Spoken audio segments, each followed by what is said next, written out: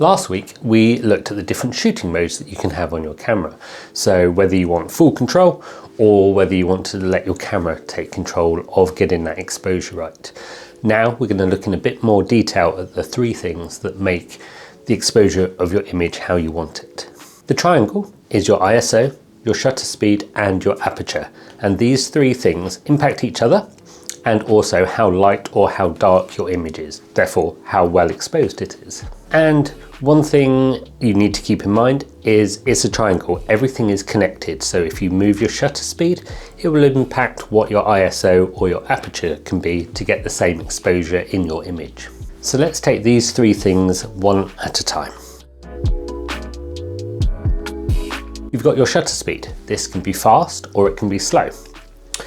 What that means is it's how much time that shutter is open and how much light that therefore lets onto the sensor of your camera. The longer it's open, the more light that's going to come in and expose your image. If you have a very quick shutter speed, not much is going to move between that time that the shutter is open and then closed again. And this means that you'll freeze that action in the moment. There won't be any blurring, there won't be any bending of lines or anything like that. It will just be frozen. If you decrease your shutter speed and have it open for a lot longer, then what's going to happen is that in the time that it's open, things can move. So whether that's something that's moving really fast and you're only using like 1/100th of a second, or whether it's something that you want to deliberately blur, so you want a long exposure, clouds moving in the sky, a waterfall, that's the kind of typical example. Having that shutter open for 15, 20, 30 seconds will allow more water or clouds to move through the frame, and it will make it more blurry, more kind of smooth looking. Your aperture, this is the hole at the front of the camera that light is coming through. So for the time that the shutter is open, it's going to be letting light through. A smaller hole means less light will get through in the same amount of time than a larger hole. Again, this is going onto the sensor of your camera and making your image more or less well exposed. Remember, we're dealing with light here, so light is going to enter the camera and light travels in straight lines. With a smaller opening, so a lower f number, then that means that the light that's going to come through is in more of a straight line. It's going to be directly through onto the sensor of your camera.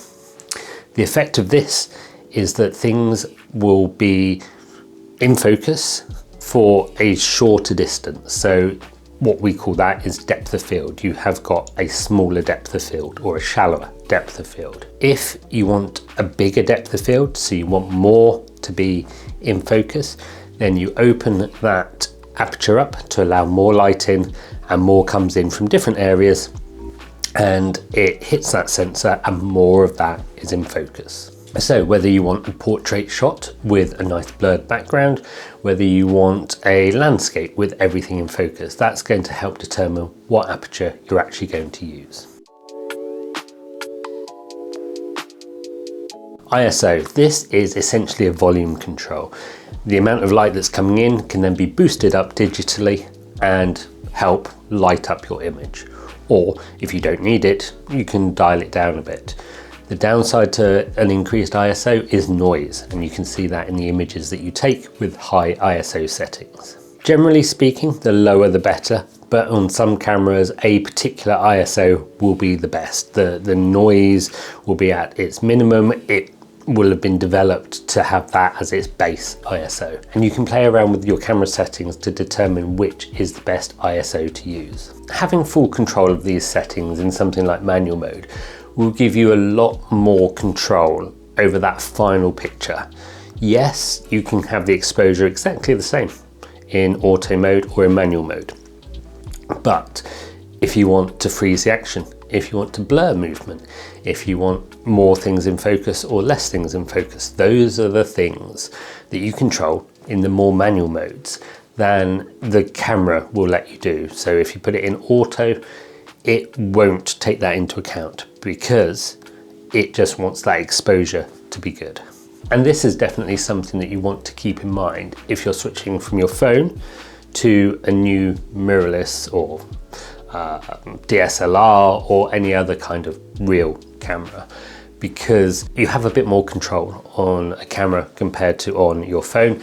So you may want to explore more of these options if you're switching. So we'll have a look at that next week and go into a bit more detail about what to look out for if you're switching from a phone to a camera.